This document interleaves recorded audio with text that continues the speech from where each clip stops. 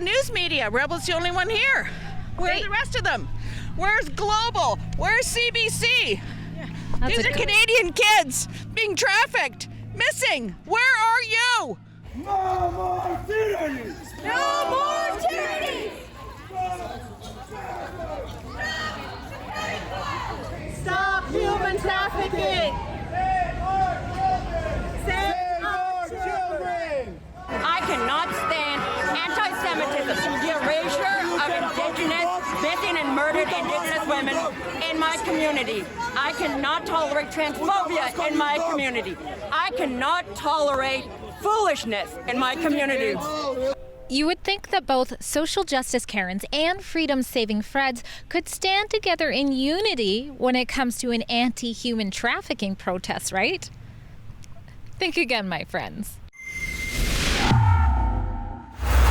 Drea Humphrey here with Rebel News, and last Sunday I attended what I thought would be, no doubt, a peaceful protest with zero opposition, at least publicly anyways, but boy was I wrong. The March Against Trafficking protest started at 1790 Beach Ave in Vancouver, BC. Approximately 50 protesters marched around the area for around 20 minutes and returned back to the starting spot for organized speeches about human trafficking and pedophilia awareness. Surprisingly, even though saving children was the main theme of the event, the illogically angry left still couldn't resist trying to cancel the protest. They used their usual tired tactics of throwing out baseless labels, all because people were coming together and using their voices in a way that doesn't parrot the rhetoric of the left.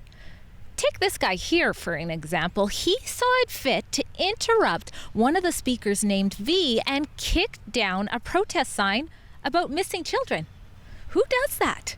There were also a few others who publicly showed their disapproval for the group against human trafficking.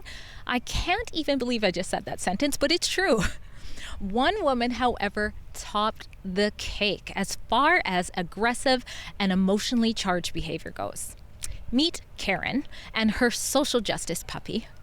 Maybe she's learned a thing or two from the Antifa groups.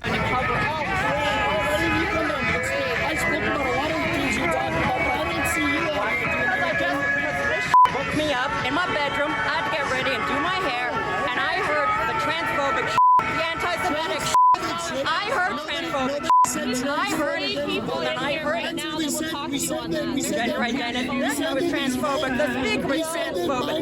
Nobody said anything about the missing and murdered Indigenous women. All right, enough of giving attention to people who want it but don't deserve it. Human trafficking and child pedophilia is real, and it's a real problem right here in Canada and across the world. It deserves more awareness. According to UNICEF.org, approximately 1.2 million children are being trafficked each year. And that's just children. That's not the adults who get trafficked. CBC News reported that in 2017, child pornography offenses had increased by 233% over the last decade in Canada.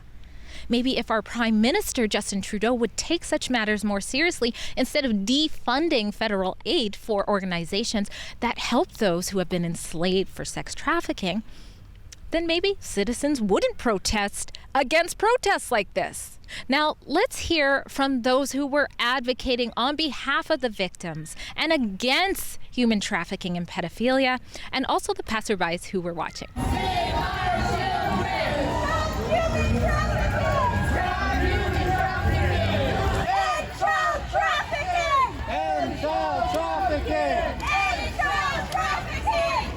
Stop child trafficking! Stop child trafficking! Stop human trafficking! Stop human trafficking! Save our children! Save our children! So what do you think Canadians need to know about the human trafficking issue?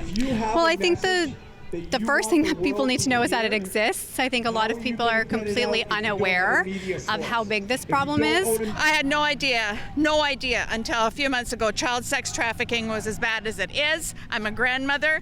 Hundreds and hundreds of thousands of kids are missing and being sold for this. It's heartbreaking. Why do you think that you're seeing opposition with this?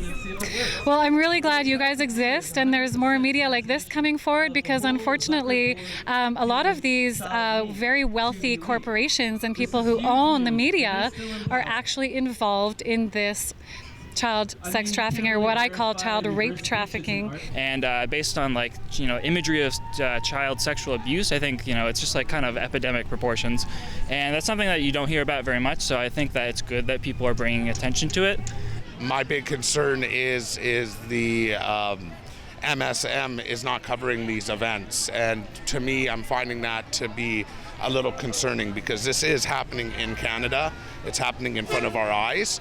We don't really realize that this is an actual industry. This is an actual business. So I think the first thing people need to do is just become aware of how big and prevalent this is. Are you aware that Justin Trudeau defunded a lot of the funds that go to organizations that help human trafficking victims here? I am aware, and I could not believe it.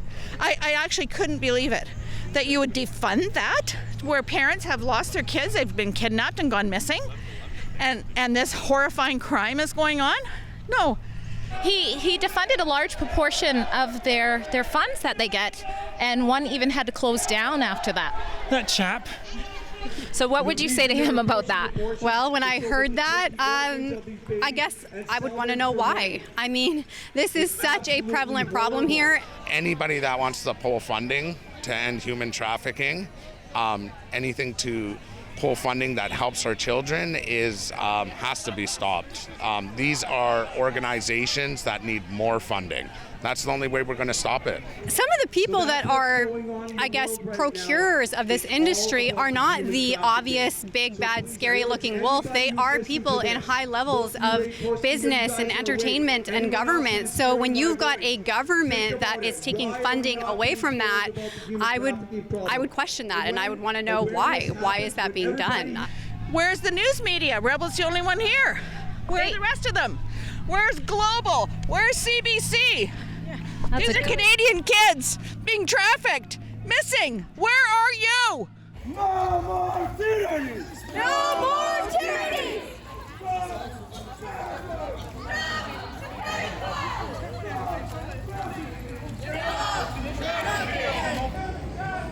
Stop human trafficking! Save our children! Now, are you surprised to hear that not one person, but a handful of people took issue with this protest to the point of trying to cancel it? Let me know in the comments. Drea Humphrey for Rebel News. As you can see, we never know for sure when an angry Karen is gonna come out of her home with her dog, while we are practicing journalism in order to bring you the other side of the story. If you would like to be a part of helping us stay safe, both legally and physically, when we're out on the field, please head to journalistdefensefund.com. We appreciate your support.